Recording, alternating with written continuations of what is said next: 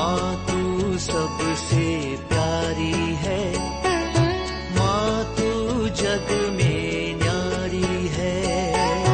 माँ तू सबसे प्यारी है, माँ तू जग में न्यारी है। अपने आंचल में रखना, अपने आंचल में रखना। हमें वरदानों से भरना। माँ तू सबसे प्यारी है, माँ तू जग में न्यारी है। माँ तू सबसे प्यारी है, माँ तू जग में न्यारी है। पिता, पुत्र और पवित्र आत्मा के नाम पर आमीन। आप सबों को जय यीशु। आज 2022 का आखिरी दिन, पूरे वर्ष के लिए धन्यवाद देते हुए इस वर्ष में प्रभु के द्वारा जितने भी आशीष कृपाएं हमें व्यक्तिगत रूप से, पारिवारिक रूप से, या हमारे कलीसिया में या हमारे देश में प्रभु ने दिया है, उसके लिए धन्यवाद देने का दिन, प्रभु को धन्यवाद अर्पित करने वाला दिन। प्रतिदिन हमें धन्यवाद देना चाहिए, लेकिन विशेषकर जो वर्ष का अंतिम दिन, हमें धन्यवाद हृदय के साथ प्रभु के सामने उपस्थित होना है। कुछ बाइबल वचनों को मनन चिंतन करते हुए हम प्रभु को धन्यवाद देंगे। सबसे पहले तेसलोनियों को संत पौलुस लिखते हैं, 1 तेसलोनी चैप्टर 5 वर्स 16 ऑनवर्स। पहला तेसलोनी अध्याय 5 वाक्य 16 से, आप लोग हर समय प्रसन्न रहे, निरंतर प्रार्थना करते रहें। सुबह या शाम को या कोई ऐसा समय पर नहीं। यहां संत पौलुस बोलते हैं निरंतर प्रार्थना करते रहे, सब बातों के लिए ईश्वर को धन्यवाद दें, क्योंकि ईसा मसीह के अनुसार आप लोगों के विषय में ईश्वर की इच्छा यह है। क्या है इच्छा ईश्वर का? हम सदा प्रसन्न रहे, दुख में भी, कष्ट में भी, पराजय में भी, रोग में हमें प्रसन्न रहना है।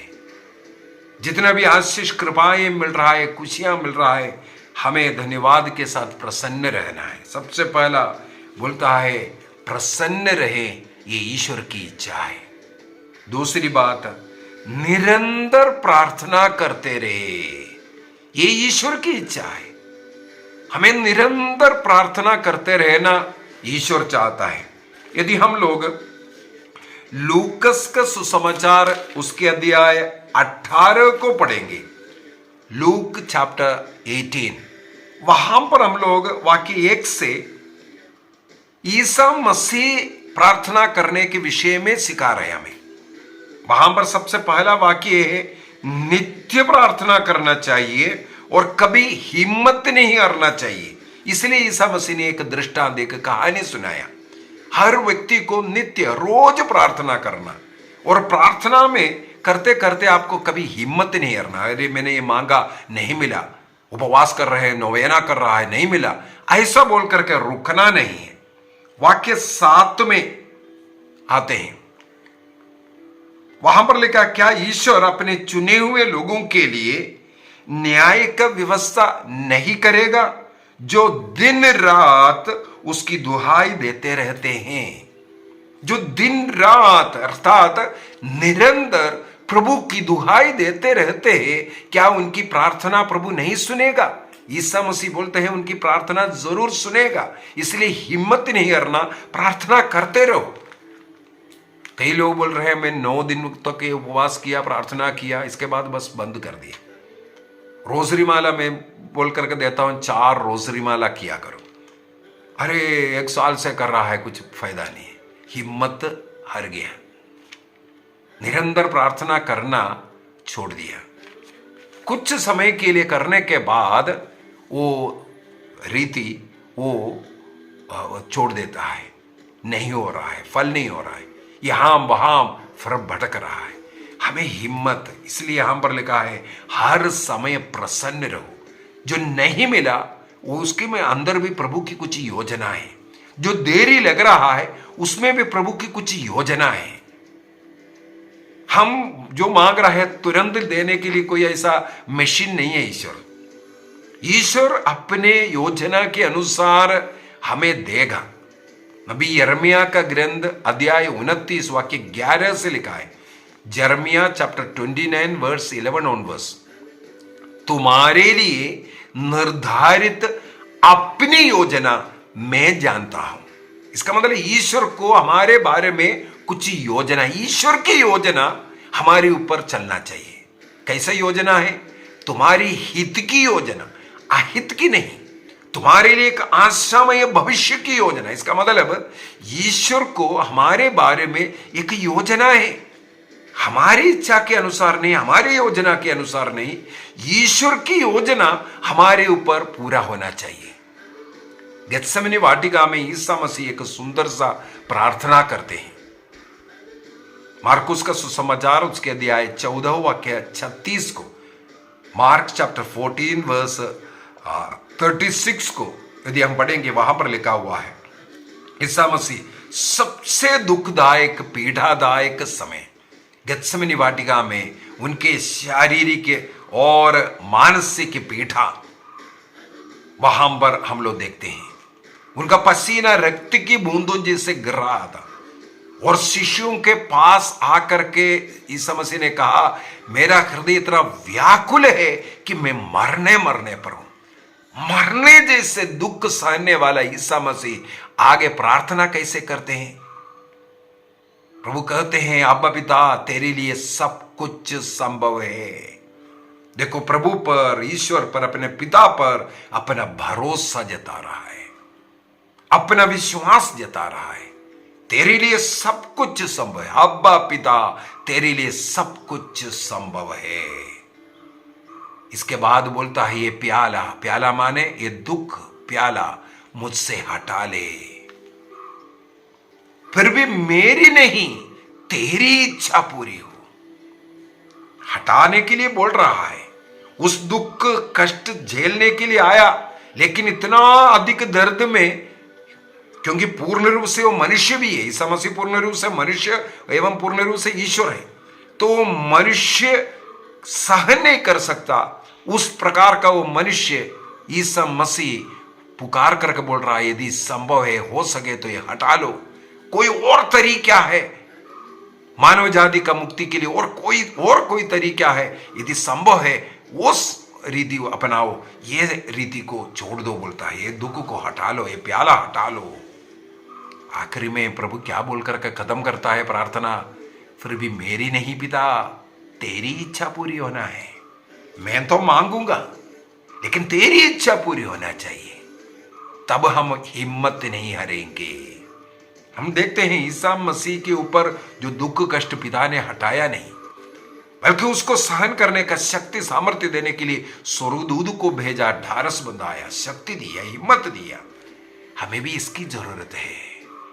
इसीलिए संत पौलुस लिखते हैं, हर समय प्रसन्न रहो और निरंतर प्रार्थना करते रहो। तीसरी बात क्या बोलते हैं?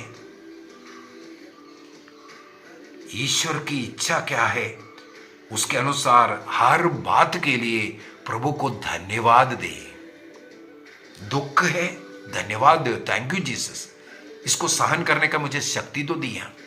जो अपमानित हुआ शिष्य लोग, उसके लिए ईश्वर को धन्यवाद दिया। ईसा मसीह के नाम पर कुछ अपमान सहने के एक अवसर मिला, इसके लिए प्रभु को धन्यवाद दिया। हमारे जीवन में भी इस प्रकार, चाहे बीमारी है, दुख है, कष्ट है, पराजय है, कुछ भी हो रहा है या अच्छा ही कुछ मिल रहा है, सब कुछ के लिए धन्यवाद दो। तो तीन बातें यहां बोलकर के संत पौलुस दे रहे। सबसे पहले निरंतर प्रसन्न रहने का, दूसरी बात निरंतर प्रार्थना करते रहने का, तीसरा धन्यवाद देते रहने का। तो ये 31 दिसंबर प्रभु को विशेष धन्यवाद देने का दिन है। 1 तारीख से लेकर के इस साल में हमें क्या क्या मिला, हम क्या क्या चाहा, क्या क्या नहीं मिला, सब कुछ के लिए प्रभु को धन्यवाद दीजिए। हमें आज तक जिंदा रखा, प्रभु का कृपा आशीष मेरे जीवन में, मेरे पारिवारिक जीवन में मिला, सब कुछ के लिए धन्यवाद देने के लिए मैं थोड़ा सा मेडिटेशन कर रहा था इन धन्यवाद के ऊपर।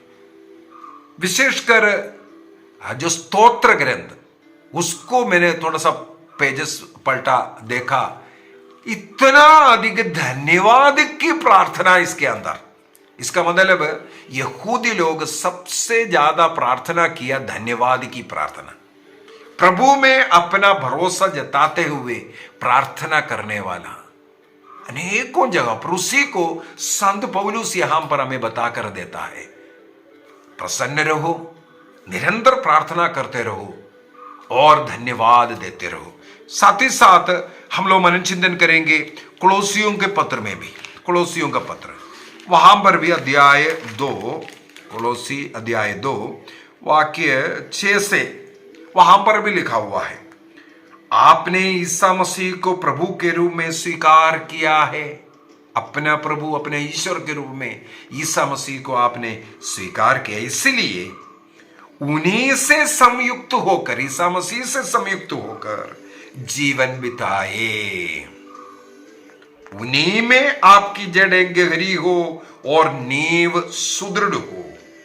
आपको जिस विश्वास की शिक्षा प्राप्त हुई है उसी में दृढ़ बने रहे और हृदयों में धन्यवाद की प्रार्थना उमड़ती रहे। क्योंकि मुझे यीशु मिला, मैं यीशु से जुड़ करके एक अच्छा जीवन जी रहा हूं, मेरा विचार, मेरा भक्ति, मेरा काम, सब कुछ ईसा मसीह में है, इसके लिए धन्यवाद देते रहो बोलता है। ईसा मसीह के साथ रहने की कृपा मिले, ईसा मसीह को जानने की कृपा मिला, ईसा मसीह में आनंद मनाने की कृपा मिला, इसलिए मसीह में रह करके प्रभु को धन्यवाद देते रहो। ये संत पौलुस कोलोसियों को लिखते हैं। फिलिपियों का पत्र को भी देखते हैं, फिलिपियों का पत्र अध्याय 4 वाक्य 4 से, फिलिपियंस चैप्टर 4 वर्स 4 ऑनवर्स, आप लोग प्रभु में हर समय प्रसन्न रहे। देखिए, आपके जीवन में बीमारी है, दर्द है, परेशानियां, सब कुछ है, यदि कोई व्यक्ति ईसा मसीह में है, उस दर्द में भी रह करके प्रभु को धन्यवाद दे सकते हैं, प्रसन्न रह सकते हैं। इसलिए संत पौलुस कहते हैं फिलिपियों को लिखते हुए, आप लोग प्रभु में हर समय प्रसन्न रहे। चाहे देखो फिलिपी, कोलोसी, तसलोनिया, सबको संत पौलुस यही लिखते हैं, प्रभु में प्रसन्न रहना, सदा प्रसन्न रहना। इसके बाद फिर से बोल रहे हैं, मैं फिर कहता हूं प्रसन्न रहे। सब लोग आपकी सौम्यता जान जाएं, प्रभु निकट है, किसी बात की चिंता ना करें, हर जरूरत में प्रार्थना करें। इसका मतलब किसी बात पर चिंता नहीं, बल्कि निरंतर प्रार्थना, प्रसन्न रहना और निरंतर प्रार्थना करना। और उसके बाद क्या लिखा है, विनय तथा धन्यवाद के साथ ईश्वर के सामने अपने निवेदन प्रस्तुत करते रहो। इसका मतलब प्रार्थना में हमेशा धन्यवाद होना चाहिए। इसलिए मेरे को स्तोत्र ग्रंथ बहुत सुंदर अच्छा लगा। स्तोत्र ग्रंथ शुरू से लेकर के अनेकों स्तोत्र प्रभु को धन्यवाद देते हुए, मैं एक दो स्तोत्र से थोड़ा सा पढ़ना चाहूंगा। एक सबसे पहले स्तोत्र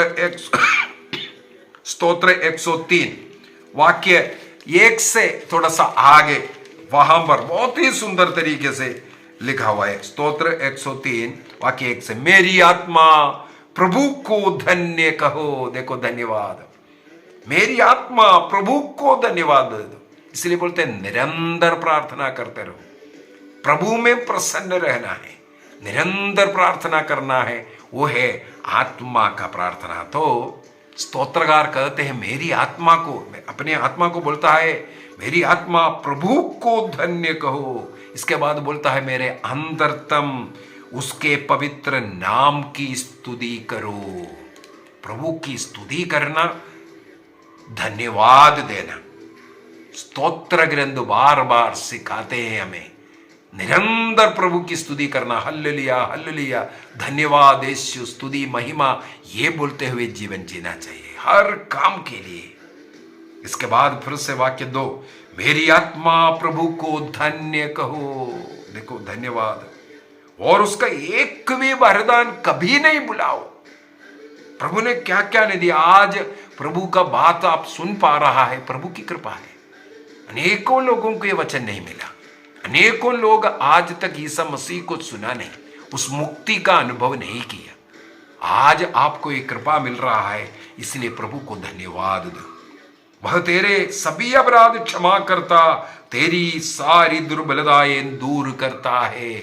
जब हम प्रभु की स्तुति करता है, धन्यवाद देता है, हमारे अपराध क्षमा होगा, हमारी दुर्बलता कमजोरियां दूर होगा बोलता है। इसके बाद क्या कहते हैं, वह तुम्हें सर्वनाश से बचाएगा। जो लोग प्रभु की स्तुति आराधना करता है वो सर्वनाश से बचाता है। दया और अनुकंपा से उन्हें प्रभु संभालता है। इसलिए मेरी आत्मा प्रभु को धन्य कहो। वाक्य 5 में लिखा, जीवन भर तुझे सुख शांति प्रदान करेगा और गरुड़ की तरह चिरजीवी बनाएगा। न्यायपूर्वक वह शासन करता है, पग दलितों का पक्ष करता है। इसलिए मेरी आत्मा प्रभु को धन्य कहो। स्तोत्र 107 में भी थोड़ा पढ़ना अच्छा है। स्तोत्र 107 हालेलुया से शुरू होता है। हालेलुया, प्रभु की स्तुति हो, प्रभु की स्तुति करो, क्योंकि वह भला है, उसका प्रेम अनंत काल तक बना रहता है। इस प्रकार बोल करके प्रभु की स्तुति करने वाला बहुत ही सुंदर स्तोत्र है 107 और साथ ही साथ स्तोत्र 100 को भी थोड़ा पढ़ लेते हैं। स्तोत्र 100 वो भी पूरा प्रभु का स्तुतिगान है, उसका हेडिंग ही प्रभु का स्तुतिगान है। समस्त वृत्ति प्रभु की स्तुति करो, आनंद के साथ प्रभु की सेवा करो, उल्लास के गीत गाते हुए उसके सामने उपस्थित रहो। आगे लिखा है, धन्यवाद देते हुए उसके मंदिर में प्रवेश करो।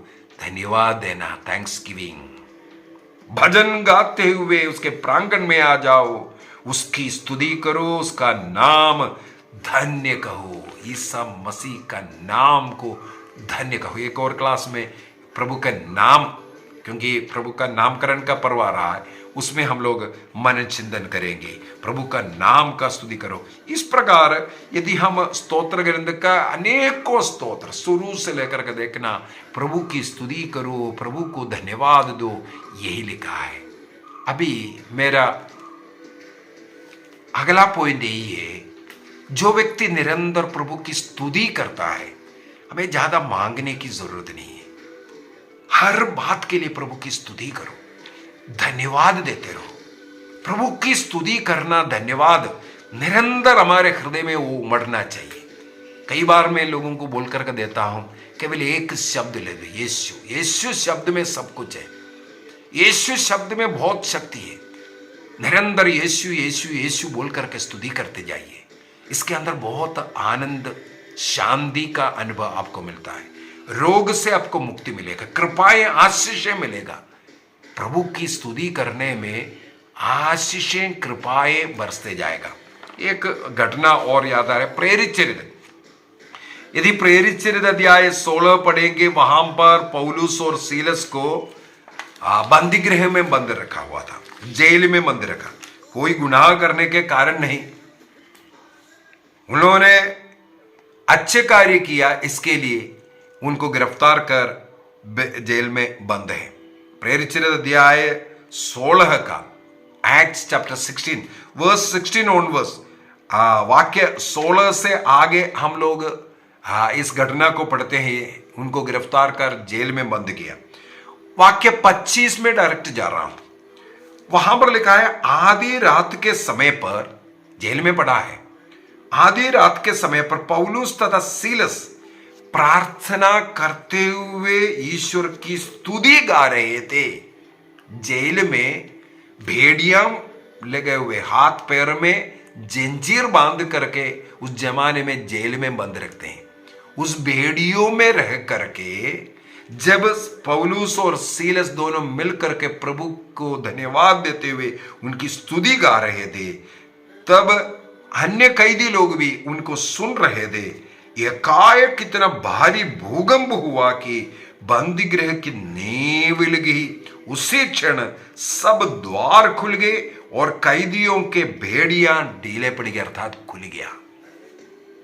इसका मतलब बंधन से हमें मुक्ति चाहिए, प्रभु की स्तुति करो। यीशु नाम में इतना शक्ति है। जब पौलुस और सीलस जब प्रभु की स्तुति कर रहा था, अन्य लोग केवल सुन रहा था, अन्य लोगों का भी भेड़ियां टूट गया, खुल गया और बंदी गृह का, जेल का द्वार खुल गया। ये लोग भागा नहीं, वहां ही रहा। यही है प्रभु के स्तुति, आराधना करना, धन्यवाद करना। और उस अवस्था क्या है? जेल में। इन लोगों ने गलती नहीं किया, इनके ऊपर अकारण अरेस्ट कर इन्हें जेल में बंद रखा है। उस अवस्था में भी वे लोग प्रभु की स्तुति किया, आराधना किया, प्रभु को धन्यवाद दिया। इसके कारण उनके भेड़ियां खुलते हैं। यदि हमारे जीवन में भी नाना प्रकार का बंधन है, घर में लड़ाई झगड़ा है या मनमुटाव है, दूसरों द्वारा आपको दुख कष्ट मिल रहा है, आपको एक ही काम करना है। उस अवस्था में, उस चिंता में, उस दुख में, उस परेशानी में रहकर प्रभु की स्तुति करना शुरू कीजिए। एक और घटना मुझे याद रहा है, इतिहास का ग्रंथ में, इतिहास का ग्रंथ अध्याय 20 में, इतिहास second Chronicle chapter 20, second Chronicle, दूसरा इतिहास अध्याय 20, वहां पर हम लोग पढ़ते हैं यहोशाफाट के विषय में। राजा यहोशाफाट के समय पर उनके पड़ोसी अन्य जो लोग उनके ऊपर आक्रमण करने के लिए, युद्ध करने के लिए आ रहा है। दूसरा इतिहास सेकंड क्रॉनिकल चैप्टर 20 वर्स 3 को पढ़ रहा हूं। वहां पर लिखा है, यहोशाफाट ये सुनकर भयभीत हो गया। उनके देश के ऊपर अन्य लोग आक्रमण करने के लिए आ रहा है। एदोम के विशाल सेना लड़ने के लिए आ रहा है, सुन करके वो भयभीत हुआ। उसने प्रभु का परामर्श लेने का निश्चय किया। उस समय पर अन्य देश से सहायता मांगने के लिए या अन्य राजाओं को इकट्ठा करने के लिए वो नहीं गया उस शत्रु देश से लड़ने के लिए, बल्कि राजा यहोशाफाट ने यह निर्णय किया, मैं ईश्वर से बात करूंगा, अर्थात प्रार्थना। तब क्या किया उन्होंने? यूदा भर में उसने उपवास की घोषणा की। बहुत ही एक सुंदर तरीका। जब दुश्मन आ रहे आक्रमण करने के लिए, उसने अपने देश में उपवास की घोषणा किया। उपवास करते हुए, अपने को दीनहीन बनाते हुए वे प्रभु की स्तुति आराधना करना शुरू किया। तब यूदावासी प्रभु की सहायता मांगने एकत्रित हुए। यूदा के सभी नगरों में से आकर लोग प्रभु से प्रार्थना करने लगे। देखो, एक शत्रु आ रहा है उनके ऊपर आक्रमण करने के लिए, वे ईश्वर के नाम पर इकट्ठे हो गया, प्रभु से प्रार्थना करने लगे। और आगे हम लोग देखते हैं, वे लोग अपने को विनम्र करते हुए प्रभु से प्रार्थना करते हैं, सहायता मांगते हैं। तब वाक्य 13 में सभी यूदावासी अपने अपने शिशुओं, पत्नियों और पुत्रों के साथ प्रभु के सामने खड़े थे। तब एकत्र लोगों में से एक बीच में जकरिया के पुत्र यहसीएल प्रभु की आत्मा से आविष्ट हो गया। जब सब मिलकर के प्रार्थना कर रहा था, उनमें से एक के ऊपर पवित्र आत्मा आते हैं और एक भविष्यवाणी करते हैं। उसने क्या किया? यूदा वंशियों, यरूशलेम के निवासियों और राजा यहोशाफाट, सभी ध्यान दो। प्रभु तुमसे कहता है कि तुम मत डरो और इस विशाल सेना से भयभीत नहीं हो, क्योंकि तुम्हें नहीं लड़ना पड़ेगा, बल्कि ईश्वर ही लड़ेगा। अभी लड़ाई किसका बन गया? ईश्वर का बन गया। हमारे जीवन में इस प्रकार दुख, कष्ट, पीड़ाएं हैं। हमारे परिवार के कई जरूरतें हैं, बच्चों के पढ़ाई है, नौकरी है, विवाह है, संतान की जरूरतें हैं, घर की जरूरतें हैं, पैसों की जरूरतें हैं। हमें उस समय पर उसके लिए परिवार मिल करके प्रार्थना में बैठना है। जब वो प्रार्थना में इसको समर्पित करेंगे, वो बात, वो कार्य प्रभु का बन जाता है। प्रभु उस कार्य को अपना लेगा। यहां पर 2 क्रॉनिकल चैप्टर 20 वर्स 15, दूसरा इतिहास अध्याय 20 वाक्य 15।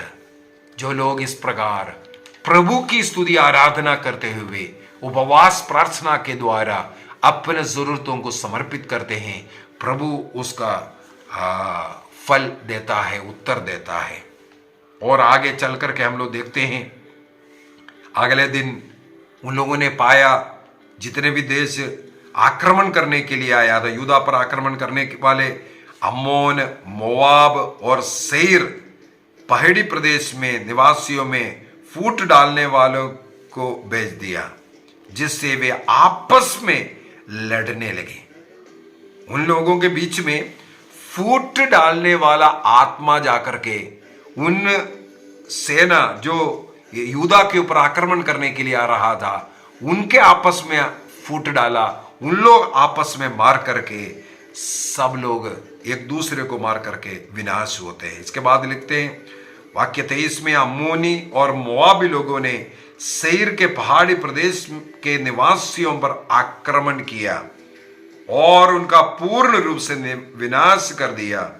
इसके बाद वे एक दूसरे को मारने काटने लगे। इस प्रकार वे आपस में मार करके खत्म करते हैं। यूदा देश के ऊपर आक्रमण नहीं हुआ। जब राजा ने निर्णय किया, हमारे घर का, हमारे देश का जो जरूरत है उसके लिए प्रभु से प्रार्थना करेंगे। लोग उपवास करते हुए जो प्रार्थना में बैठा, उस देश को प्रभु रक्षा करता है। यदि हमारे जीवन में, हमारे परिवार में भी यही जरूरत है, हमें एक निर्णय करना है, प्रभु की स्तुति करना, उपवास और प्रार्थना करना और धन्यवाद देते रहना। दुख के लिए, अपमान के लिए, कष्ट के लिए, पीड़ा के लिए, खुशी, आशीष, नौकरी, बच्चे, परिवार, घर, सब कुछ के लिए हमें प्रभु को धन्यवाद देना है। आइए हम अपनी आंखें बंद करें, एक निर्णय करें, सब कुछ के लिए प्रभु की स्तुति करेंगे, प्रभु को धन्यवाद देंगे। इस अवस्था में रह करके तब देखना घर में कितना आशीष आता है। परिवार मिल करके सब लोग एक आत्मा में जब प्रभु की स्तुति करेंगे, धन्यवाद देंगे, प्रभु की आत्मा हमारे अंदर आएगा, हमें शक्ति देगा, हमारे जीवन को बदलेगा, हमारे जरूरतें पूर्ति होगा। निर्णय कीजिए परिवार मिल करके रोज प्रभु की स्तुति करने का, धन्यवाद देने का, निरंतर स्तुति करने का, प्रार्थना करने का, प्रभु में आनंद मनाने का निर्णय कीजिए।